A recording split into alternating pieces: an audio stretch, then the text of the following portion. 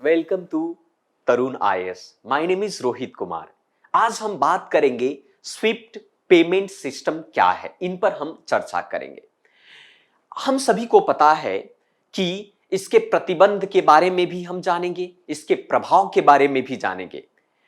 Ukraine के media के मुताबिक रूस को स्विफ्ट भुगतान प्रणाली सिस्टम से अलग करने की तैयारी चल रही है। आपको बता दें कि रूस द्वारा यूक्रेन पर किए गए हमले से उसकी चौतरफा आलोचना हो रही है।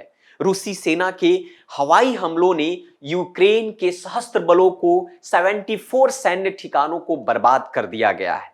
अमेरिका समेत कई पश्चिमी देशों ने यूक्रेन पर हमले के बाद रूस पर कई तरह के प्रतिबंध लगा दिए हैं। बताया जा रहा है कि इन प्रतिबंधों के वजह से रूस को आर्थिक संकट का सामना करना पड़ सकता है। इसी बीच स्विफ्ट से रूस को प्रतिबंध किया जाने की चर्चा चल रही है। अमेरिका ने भी आम लोगों की मौत के लिए रूस को दोषी ठहराया है। आपको बता दें कि यूक्रेन ने अन्य मांगों के साथ साथ रूस को स्विफ्ट सिस्टम से डिस्कनेक्ट करने का मांग भी कर रहा है।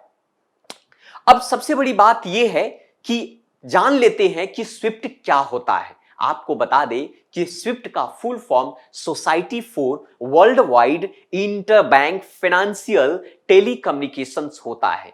ग्लोबल बैंकिंग सर्विसेज के जीमेल के तौर पर कार्य करने वाली यह एक प्रकार की प्रणाली होती है। इसकी स्थापना साल 1973 में की गई थी ताकि टैलेक्स प्रणाली के निर्भरता को समाप्त किया जाए। इसका उपयोग टेक्स्ट मैसेज भेजने हेतु किया जाता है। स्विफ्ट 2000 से ज्यादा या आप कह सकते हैं कि स्विफ्ट 200 से ज्यादा देशों में 11,000 से ज्यादा फाइनेंशियल इंस्टीट्यूशन एंड कंपनी के बीच मैसेज के तौर पर सुरक्षित संचार प्रदान करता है। स्विफ्ट प्रणाली में 200 से अधिक देश जुड़े हुए हैं। यह एक मैसेजिंग नेटवर्क है। इसके द्वारा कुछ कोड का इस्तेमाल किया जाता है जिससे पैसों का लेन देन होता है। इस प्रणाली के चलाने हेतु स्विफ्ट का मुख्यालय बेल्जियम के एक ब्रुसेल्स में ला हुल्प में स्थापित किया गया है। अब चलिए हम बात करते हैं कि स्विफ्ट की भूमिका महत्वपूर्ण क्यों है।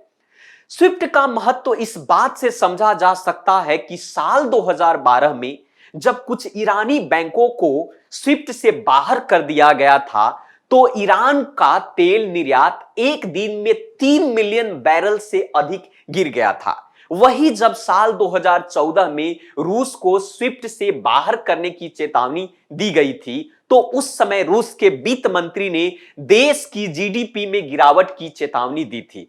इसके बाद कोई कदम नहीं उठाया गया था। अब सवाल यह है कि रूस को सिर्फ स्विफ्ट से बाहर हुआ तो क्या होगा इसका असर।